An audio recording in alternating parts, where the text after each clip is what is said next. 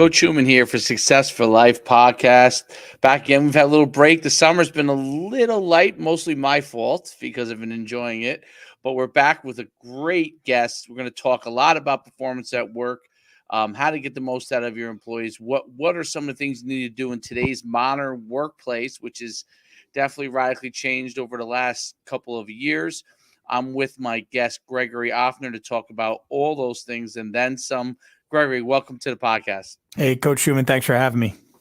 It's really I'm excited to talk to you. First of all, it's been a little break for me, so I haven't done any of my Success for Life podcasts in probably 3 or 4 weeks. So we're jumping back into the mix there, and I'm excited to talk about because work has changed a lot in the last couple of years for a lot of people.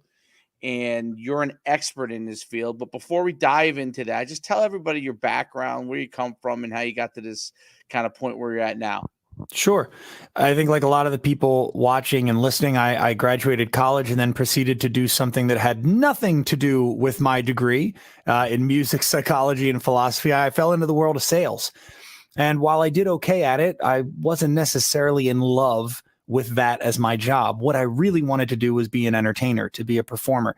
So a few years into the work world, I managed to get myself a gig at a piano bar and then into dueling pianos, which if you've ever been to Vegas or you've gone to a dueling piano bar, you've seen that high energy, super engaging show. So I had kind of a double life for a long time until 2015. In 2015, on a July evening, I sat down at my regular piano bar in Philadelphia to open up the night. And when I opened up my mouth, nothing came out.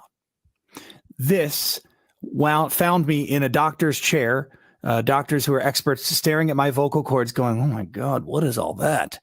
And they said I had about 2 months until I lost my voice permanently. Rather than give up, I decided there's got to be something we can do. And they said we could try surgery. So now 15 surgical procedures on my voice later, I've reinvented myself. I left the work world. I took that experience in silence, in disengaging from conversation and from social activity, and merged it with my background in philosophy, psychology, and my real life work experience. And now I serve organizations around the world as a keynote speaker, as a corporate consultant, and I help organizations create a tip jar culture in their own companies. This is the type of culture that engages both the audience and the performer. Because depending on where we're at in the business, we may be the audience, we may be the performer, and we can get into that. And it helps people create the type of performance that leaves their customer cheering for an encore at the end of the day, whether that's their colleague, their client, whomever that might be. What we really want is to deliver and to receive the type of performance that people want over and over and over again. That's really interesting. First of all, wildly interesting background. Dueling pianos. I used to be one of my favorite things going to see. In any time I go out, especially when I was younger, dueling pianos is like the whole place was engaged in it, and I've seen it in quite a few places. So that's a really interesting background. Now, having been someone who's had surgery on his vocal cords, I've had 3. Not 15, but I've had 3, and they were polyps. I don't know if that's what it was with you, but they were sitting on my vocal cord, and I was a football coach for 20 years, and I thought that contributed a lot to it, obviously yelling and talking loudly and stuff like that. So I could see, singing as what a detriment that could possibly be. And I know a little bit about it because you have to be quiet for long periods of time once you get that surgery, very long periods of time. Which could, if you don't, could really destroy your voice long term. So is that what happened, or is it? Yeah, so it was a mixture. I had sort of like the holy trinity. I had polyps, I had nodules, and I had cysts on my vocal folds. The doctor, who happens to be in Philadelphia, he is the guy in the world of vocal surgery. Like, he's invented more of them than any other surgeon. He looked at my voice and he said, I've never seen someone who's performing professionally with vocal cords this badly damaged. And so that there's quite a lot of silence that follows. And in fact, for a period of time, I was known as the white guy with the whiteboard, because everywhere I went, I'd have to bring, a little personal dorm size whiteboard like this and a dry erase marker with me so that I could attempt to participate in conversations. One of the things that I learned through that experience was that even my best friends, and sometimes even my family, the people that loved me and cared about me and wanted to know how I was doing, even sometimes they disengaged from a conversation with me because it's very difficult to keep up. I mean, scribbling as fast as I can, it's either illegible or impossible to keep up with the conversation. And if you add a cocktail, how interested are you in reading Chicken Scratch after your second or third cocktail? I mean, not that interested. So the parallel that the listeners can take away from that is that even our best customers, even our best employees, if we add enough friction to the experience, will disengage. And this is that critical revelation that folks, I don't think, have really zeroed in on. We spend millions of dollars and thousands of hours in the business world trying to increase engagement from our people. But no matter how hard we try, all of that gets dashed away if we don't eliminate the moment of disengagement.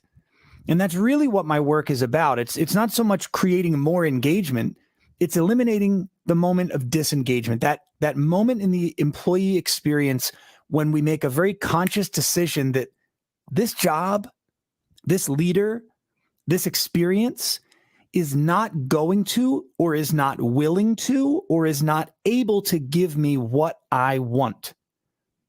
And we disengage. And when organizations eliminate that moment, the engagement problem kind of fixes itself. It's sort of like that conversation we had several years ago about the debt ceiling. If you remember that, some folks said, we got to raise the debt ceiling. And other folks said, we got to rein in the spending.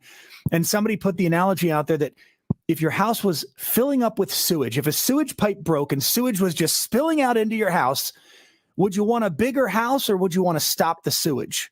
Right? In this case, disengagement is the sewage. We don't need more engagement. We need less moments of disengagement. Okay, so that's very, very interesting point. So explain to me how people get disengaged and in the workplace, or in the like what they're doing. How does that happen at the workplace specifically? When it comes to like someone works for you, you're the leader, and this. It's not like people who are in charge don't know this is happening, right? Anyone who has some level of intuitive, I mean, sometimes I guess they do, but don't know. But it's important that as a leader, you start, one of their better skills to becoming a leader, to getting in that position in a lot of cases, is that they can see that things are happening.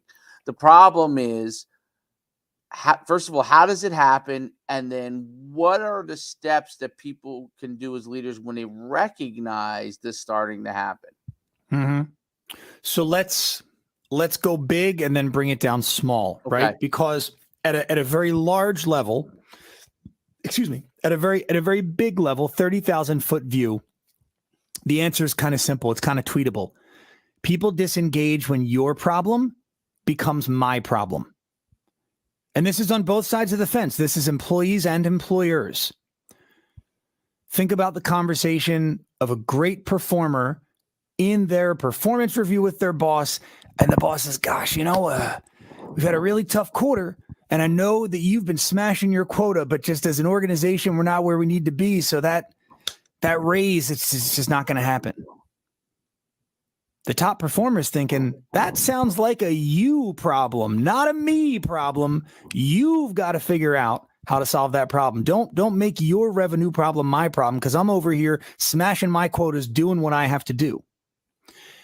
And I don't want to go into multiple examples because we're short on time, but the antidote, again, 30,000 foot level, really simplistic, tweetable, is to turn it into a partnership. Get on the same side of the table and say, how are we going to come to a resolution? How are we going to approach this? And I've seen this play out at piano bars. And this was shown to me by my first mentor, that when we make our problem the audience's problem, Let's say there is a technical issue with the keyboard, or we get a request that we don't know, or something distracts us and we screw up a song. The audience disengages, and it's very hard to win them back. We can spend the next 15, 20 minutes trying to play the best songs that we know, trying to give away free beer to this table that just got impacted by whatever's going on. The cost of raising engagement is expensive. If only we can eliminate that moment of disengagement, it solves many of our problems. So let's bring that down and make it a little more narrow. People disengage when they perceive their voice is not going to be heard, when they perceive it's not safe for their voice to be heard, meaning if I speak up in this meeting about what I believe, that's going to put me on the short list of people who we used to call well-placed for life. You're getting passed over for every promotion because you said the wrong thing at the wrong time. So it doesn't have to be true. It just matters that your people believe it to be true. So perception is reality. So when people believe their voice has no volume, so it's that they're not even going to be listened to, when they perceive that it's not safe to be listened to, and when they perceive that there's no purpose, meaning even if I speak up, nobody cares, nobody's going to do anything. So how do we stop those three moments? That's the real question that people want to know. How do we avoid this moment of disengagement? And from an organizational level, it's actually kind of simple. We have to treat people as if they are partners in this performance experience. Imagine a choir. Choirs only work when the voices blend in unison. Obviously, if there's an intentional solo, that's a different story. But when the voices blend in unison, a choir sounds angelic. But when folks are trying to showboat or stand out or make one voice rise above all the others, then the whole point, the whole purpose of a choir goes out the window.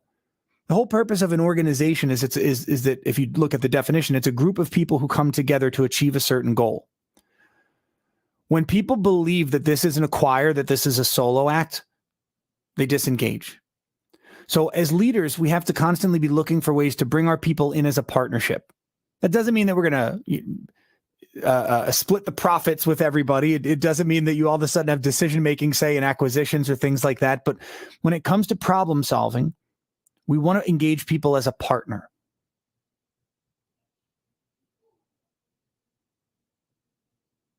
Oh, I can't hear you, Coach. I think you're muted. There are some interesting things there. So, from a partnership standpoint,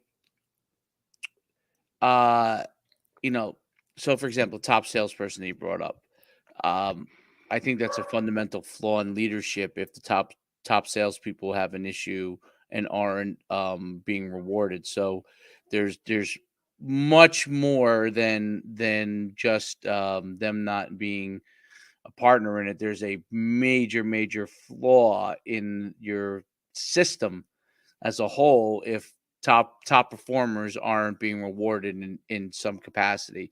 So I think that's a big part of it, and that may be the engagement part and listening to what they have to say from an input standpoint. But for me as a salesperson, if I was going into it, I would want to know what my rewards were and if they were capped, and if I did well, what would be the negative. So there are some issues in that aspect when you join an organization and understanding what the fundamental values of that organization are. And then the issue, I think, with disengagement comes when the fundamental values do not align with the person that is a part of the organization. So how does that begin to happen? So from a disengagement standpoint, how do those values misalign? And that obviously a lot of that has to go with communication and partnership. I think comes from their ability to communicate what the values are, expectations, and seeking that alignment on that. So you don't get to that point where you have to have that conversation where you say, "Hey, bad quarter, things are going down." Bad quarters are they're happening all over the place, right? So how does does a group of people disengage in a just bad environment in general? Meaning, uh, right now, the economy, as far as if you look at stock prices, everything across the board. Great stocks to bad stocks, right? Are down. Some are down more than others. Fantastic companies are down. So that means that bonuses and things like that that may normally have been paid out are not going to get paid out in the same capacity, right? So the problem about you versus me, or you problem versus me problem is, hey, if I'm getting as a leader a major bonus and the people below me aren't, there's obviously a you versus me problem. That's a huge issue. There's no partnership there.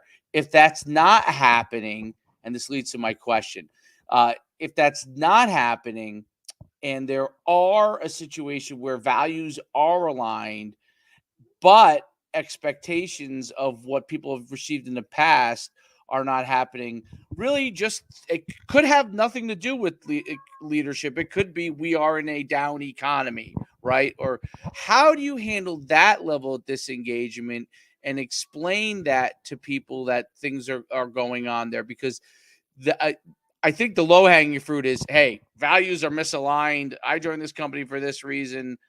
That's an easy one. Let's say values are aligned. Now things don't go our way, and I'm an employee under leadership. And for the most part, I've been really satisfied when things have been going. Now things, for some reason, aren't going the way that we want them to. I'm performing pretty well, but maybe it's not necessarily bad, but maybe not as good as past. But everything else is aligned. Now I feel disengaged because I feel like, is there a chance for success here or not? How do I handle that? Okay, so it's a big question. There's a lot there. One is that disengagement is a decision. Yeah, it's not a feeling. We may feel ignored. We may feel so. There's a researcher in psychology. His name is Kahn, and the three things we need to feel are that the work we're doing has meaning, that we have the capacity, meaning both like the physical energy, the time and space to do the work, but also the ability to do that work, and that it is safe to do the work. These are the three conditions that need to be met for us to feel engaged. But disengagement is a decision. It's not a feeling. So when someone's made the decision to disengage, they're saying those three conditions don't exist, and I'm not going to get, or I don't believe I'm going to get what I want from this transaction. So the first thing organizations can do in the circumstance you've painted out is to understand their audience. One of the keys, my first mentor in the world of piano playing, being a professional performer, the key to engagement in any performance is understanding your audience. And there are three types of people in any audience. I don't care if it's a business. I don't care if it's a ball game. I don't care if it's a piano bar. Those three types are keepers, leapers, and sleepers. And it's funny, we were just at the mall getting something for my two-year-old daughter. And I was just checked out. I needed a break anyway, because I've been working all week. And we were at the mall, and I was like, God, just find me a comfy chair to sit down in. I had no interest in what was going on. I was kind of there begrudgingly and, just looking for a Starbucks. And I realized in this situation, I'm a sleeper. Like, I'm there because I kind of got to be there, and I don't really have anywhere else to be. And if I had a better option, I'd probably be interested. If there were like a sports memorabilia store, I'd go check that out. But there wasn't. So here I find myself. And in the corporate world, that happens too. Someone falls into a job out of college. It's good enough, but not so good that I want to give discretionary effort to the job. But they keep paying me, so I'll keep showing up. I mean, we're hearing about this term quiet quitting right now. That's really describing that there is an influx or a growth in the sleeper category in the work world right now. So now you got your leapers. Leapers are easy to spot. In the piano bar, they're your bachelor parties, your bachelorette parties, your birthday parties. They're coming here to kick off the night, but they're not staying here all night. They want to get a couple songs, get a couple drinks, and then they want to get on to the next place. They're hopping around. In the professional world, it's like someone who gets out of college, wants to work at Google, but doesn't really have maybe the tech skills. Yeah, maybe they were a business major, but they don't have the tech savvy. So they take an entry-level job at a small tech firm in their hometown. They get some coding skills under their belt. They get some experience, some projects under their belt. 2 or 3 years later, they want to go to Google. So they're not at that small company to rise up and be the CEO. They're there for a specific purpose, and then they want to leap to that next role. And the same thing can happen at, let's say you're at Google and you're not rising up the ranks as fast as you want. You know that if you go to a smaller tech firm, you could become the chief technology officer in a minute. So they want to make a different leap. Then there's our keepers. And these are the type of folks that every company romanticizes and that, every bar wants. It's the norms. If, to go back to Cheers, if you remember that TV show, always going to be there, always going to be in that seat at the bar. I have a buddy named John. He is a keeper at this one particular bar here in Philly. But in the work world, it's a little different. We've got two types of keepers. We've got our rock stars. Those are the salespeople, I used in that earlier example, that are crushing their quota. They're rising up their ranks. We want more of them, of course. But we've also got our rock steadies. Those are the people that are dependable. I'm going to come in. I'm going to clock in at 9. I'm going to work my tail off for you. But I'm also going to leave at 5 because the job isn't what really drives me. I love where I work. I love what I do. I love who I'm doing it with. But my passion is my 5 to 9, 5 a.m. to 9 a.m., 5 p.m. to 9 p.m. That's where I'm fueling my passion. So understanding who the person is that we're speaking to, right? If they're a keeper, they're going to have certain desires, drives, even though they're lined up with our values like you described, they're going to have a certain desire that a leaper won't have. Again, a leaper can be an A player. They could be a rock star, but they want to get somewhere else. And it's important to understand that because then we frame the conversation of how is what we're going through together, remember, establish the partnership. How is what we're doing right now going to get you where you want to go? And the sleepers, I think, are the most fascinating category for a leader, for someone who's interested in leadership. Sleepers are their dormant talent. They are the greatest potential transformative source inside any organization because a leader's responsibility is to wake that sleeper up, connect them to a purpose, connect them to an impact, awaken that passion. Now, they may wake up and look around and go, this isn't where I wanted to sleep. And they move on to the next role. That's fine. That's going to happen. But when we wake them up, if they turn into a leaper or a keeper, we're going to get value out of them because it's a transaction. We give value at work, and in exchange, we get something that's valuable to us. My caveat here for anybody who's newly into the workforce, if the salary is the most valuable thing you're getting from your job, you have a problem. You may not have figured it out yet, but your salary should not be the most valuable thing you get from the job. It should be experience, connections, an easier step to the next place that you want to go. So how do we partner with them to figure out, how we can get them to accomplish the things or see if they can accomplish the things that we want to accomplish? So keepers sound like they're probably easiest to work with and motivate because they're there already with a purpose and they're kind of bought in. Leapers are there for a time period. They'll perform very well for you. They're probably good to motivate in the short run, and then you'll see the dip when they're ready to go anyway, I think. And then you'll have that conversation. You'll figure out if they're going to be keepers or just going to stay as leapers and they're going to be gone. The sleepers are so difficult because sometimes are they worth waking up, and they have to figure that out. But my issue that I want to address is how do we figure out, which one of those people are which, and then how do we put them on our team properly? Because we don't want the sleepers to bring down the keepers, right? I mean, if there's a sleeper, you wake him up and now he's, I don't know, disgruntled for whatever reason. The disengagement thing is to me is such a difficult thing because as a person that's led a company for 20 years, I've seen multiple different levels of disengagement. I've seen the beginning phases of it, and I've rarely seen people who start to disengage re-engage and be successful, right? So the preventative part's a big thing, but how much of it has to do with us and how much of it has to do with their attitude towards things? How this is this is a fascinating topic because it's so difficult to kind of measure those things. Can you explain a little bit of that? So another big question. It starts with the questions we ask, and before I even get into that, it really comes down to honesty.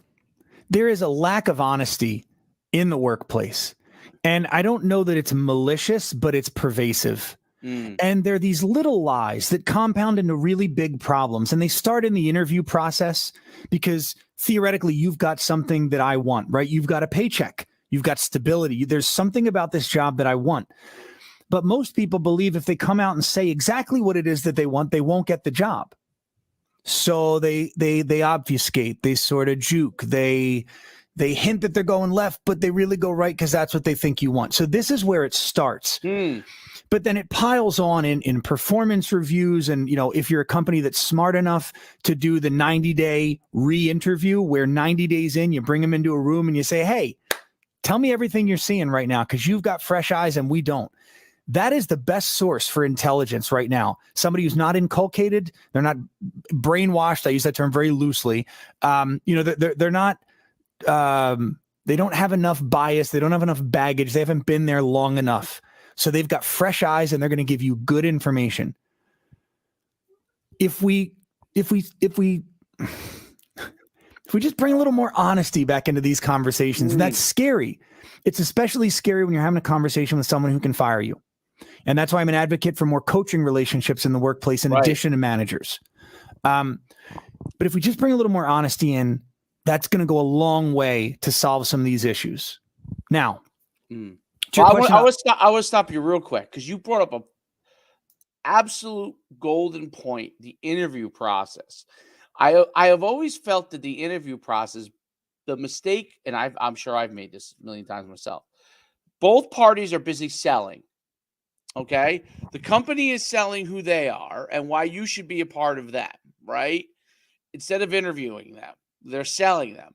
And the candidate is selling why he should be a part of this company and selling all the things that are instead of, and I think your honesty part is very valuable.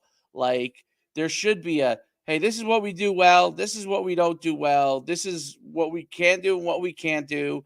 And, but what happens is I believe you're really right on this. The guy who runs the company or the human resources person, their job is to get the top people they can get, right? So they're selling. They're not as much. Yeah, maybe, if they bring someone in for an interview, they already think that this person has somewhat level of capability. They're selling and they're just kind of weeding out the people that sell them best on the process. So both sides are selling and there's not a whole lot of information gathering. And I can tell you this because this is an interesting side of it. As a person who's coached football, so I've owned my own company for 20 years, but I've always coached high school football up until the last couple of years. I always, in the interview process, was selling myself. And then the other side was always selling what they thought was so great about their program, right? Or what had to be improved in their program. But they were selling it regardless. It wasn't until my last couple of interviews the last few interviews, and now I have a 7-year-old, so I'm helping him out as he goes through sports. So I kind of stepped away for a little while. But my last few interviews, I said, I'm no longer gonna sell myself. I'm gonna tell people what I believe, what my philosophy is, the things that I've accomplished. But I'm also gonna be candid in what I'm looking for in a program. And I found interesting things from that.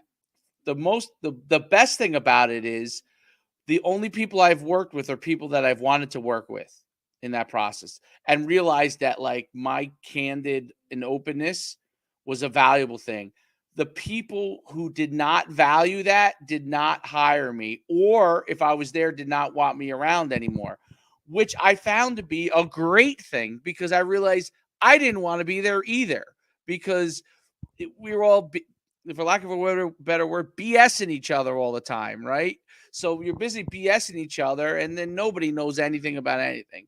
But the people that I've worked with that have been the best have been people that have always said to me, hey, this you can do. Oh, this goes too far.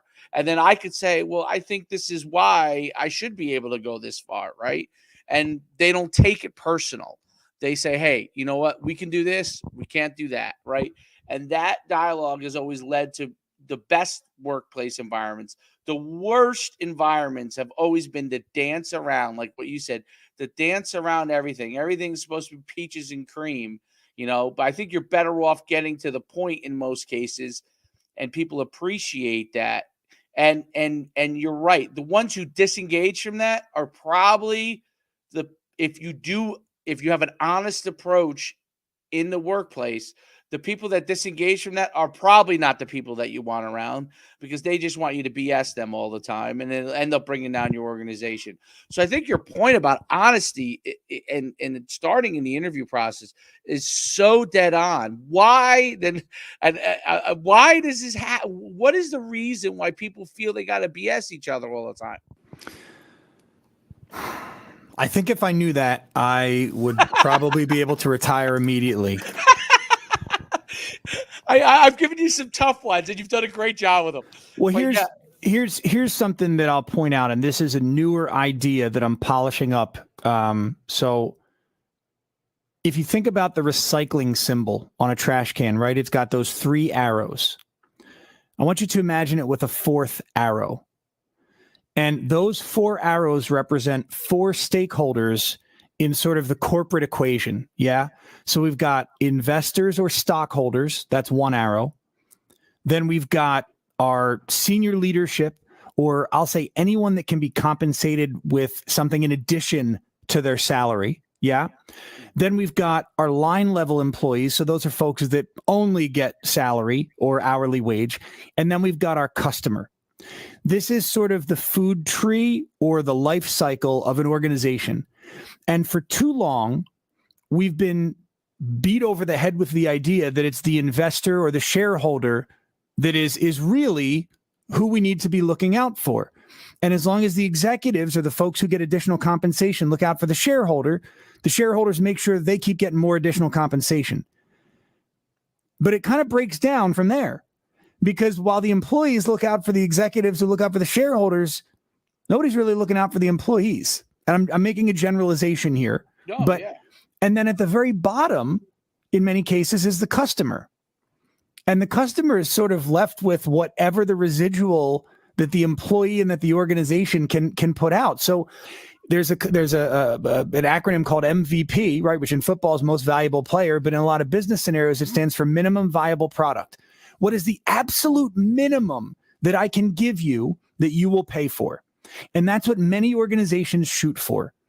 And I think there is a school of thought revolution that's happening right now where folks are saying, enough of giving me the bare minimum so that shareholders can make the absolute maximum. And I'm not denigrating shareholders. The shareholders help organizations get off the ground, but they need to have a long, hard look in the mirror and realize that they're not as valuable as they've been trying to make everyone believe they are.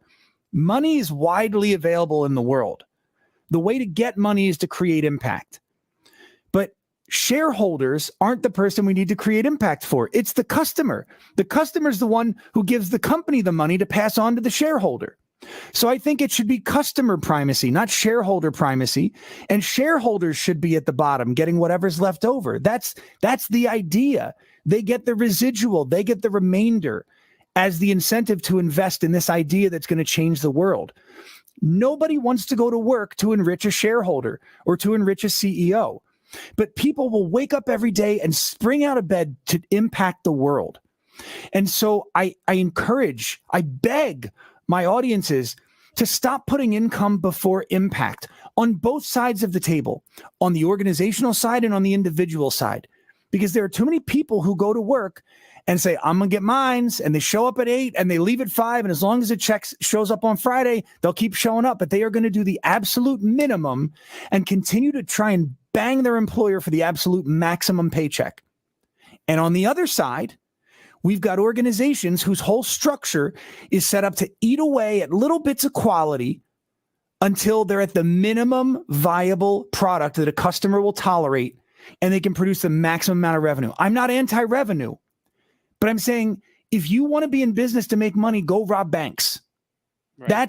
Chick-fil-A is is like your perfect example who kind of take care of both parties, and almost nobody does it well, but takes care of both parties equally well. Like if you're going to a fast food chain and you're going to get a food product that you expect to have a decent quality above, well, Chick-fil-A goes over and above on that. Like they're chasing you down. And I don't know if you've ever been to Chick-fil-A, but they're, they have people out front. They have another person. They have customer service, basically people. I mean, they're people taking your orders, but they're all over the place and they chase you down with your order, and something's not if they make a mistake, they're over the top apologetic. And this goes for everyone I've been to, which is amazing. Okay, because we're talking about fast food here, right? Like even when you go to McDonald's, you can go to McDonald's and you have a absolutely fantastic experience as far as the people you deal with. And then you go to another McDonald's and have a terrible experience. Chick-fil-A, you're having a consistent thing there every single time.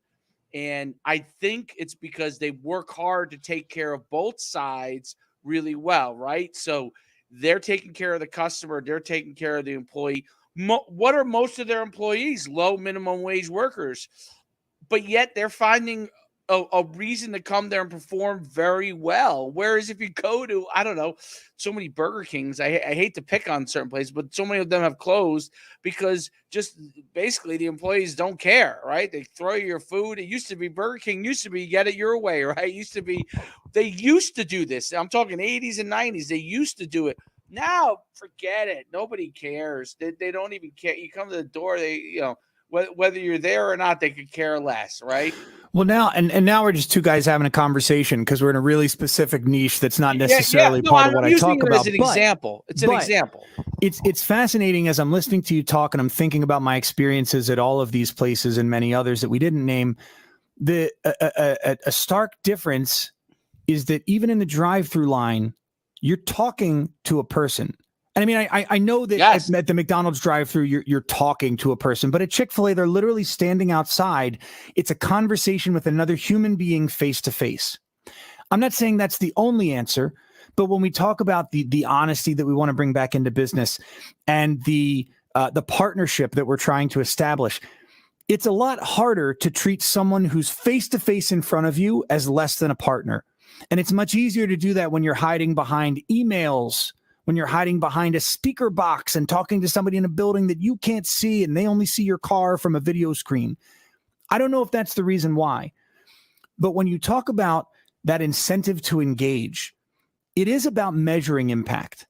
And we used the example of salespeople earlier.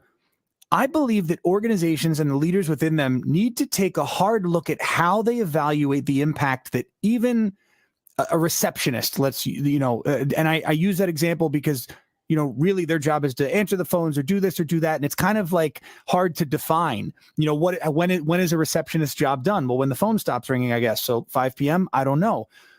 Leaders need to take a look at that and say, how does a receptionist measurably and demonstrably go above and beyond? How can I say, this was my job, this was extra, pay me? And it doesn't have to be in the form of cash, but at the piano bar, when you want to hear a request, that request slip is accompanied by something, if you're in the States, green and presidential. Yeah. That is discretionary incentive for my discretionary effort because I'm paid to be there and play until the bar closes anyway. You want me to play your song? Show me some discretionary incentive. And it could be that you buy me a drink, or it could, whatever that incentive is, it doesn't have to boil down to money. And this is where some companies have been stuck in the last couple of years. They think that the only incentive is money or trips, or the ones who have wised up are doing training, but they're training you for the job you're in. They're not training you with transformational, life-changing skills. And this is really the meat of how I help organizations change. The organizations who want sustainable growth should stop insanely focusing on the income and start focusing on the growth of their people. Because as your people get better, the organization gets better. As your football team gets better, the results get better. As the players, I should say, on your team get better individually, the team collectively gets better because of those individual improvements. That's where we need to focus our time, is in growing our people. Transform the individual to transform the business. Stop focusing on how do we cut a cost here? How do we provide a lower cost, piece of the pie here? Make the people better. I've in my whole career in sales, I've found that top line growth covers up pretty much everything else. Right. But we get to a point where we can't churn customers anymore. It gets too expensive. We need to grow our people. That's where that top line growth comes from. That's a great point. It's very. I could talk to you about this all day. It's very, very interesting. I love your idea of thwarting disengagement, which I believe is such a hard thing because people aren't always going to communicate that they're disengaged. It's just going to happen, right? So to be able to thwart it and set things up, I mean, communication is such an important thing. Before I let you go, any final things you want to share with our audience? Yeah. My experience with my vocal cords made me realize that someday we'll all do something for the last time. When I sat down at that piano, I had no idea that was the last time I'd ever perform professionally at a piano bar. When you wake up tomorrow, could be the last time you do so. So if you're in a job and you've already made that decision to disengage, move on. If you're trying to make a leap, tell your supervisor. And if they partner with you, great. And if they don't, move on. We hesitate to make the changes in life we want because our brains are hardwired to avoid loss. We will avoid losing $5 at the expense of an opportunity to earn 10. It's just how we're wired. But that doesn't serve us. Not in the world we live in today. It did when we were running from bears and lions and tigers, back in hundreds of years ago, but not anymore. So if you're going to develop something, develop this machine right here. Focus in on soft skills like negotiation, understanding body language, even communication skills, because those will take you everywhere you want to go. And Coach, thank you for giving me the opportunity to come on here and talk to your listeners. It's fantastic having you. You shared tremendous insight. You handled some difficult questions that I definitely think you handled it really, really well. I mean, just awesome stuff. What's the best way for people to get in touch with you? How can they get in contact with you? Sure. If they want your coaching, to work with you further. Yeah. So, just as an aside, if you want ideas on those soft skills, I almost forgot to mention this. If you get out your cell phone and text 33777, so text that number, text the word keys, Keys, Keys to 33777. I'll email you a one sheet with 7 of the most in-demand soft skills. I call them the 7 keys of success that you can start to develop in yourself right now. And that sheet will explain what they are, how each one benefits you, and some resources that you can use to go start developing them yourself. The best place to get a hold of me is on Instagram. Connect with me on Instagram, DM me, let me know what you thought of the show, if you loved it, if you hated it, if you want more of it. Or you can check out my website, GregoryOffner.com. Perfect. Thanks so much for being on today. Insight was invaluable. I mean, just unbelievable. Something that so many people, especially like not just leaders, but people who are frontline workers can look at what they're doing and really assess. I love how you broke out those 3 points with keepers, leapers, and sleepers. Like you can kind of assess where you are in the process as well and say, hey, there's something I got to do to figure out where I can become a keeper. Where do I want to be? If I'm a sleeper, where do I want to be? And assess that with yourself, and start to move on that path. Awesome stuff. Thanks so much for being on today on the Success for Life podcast, and have a great day. Thanks for having me.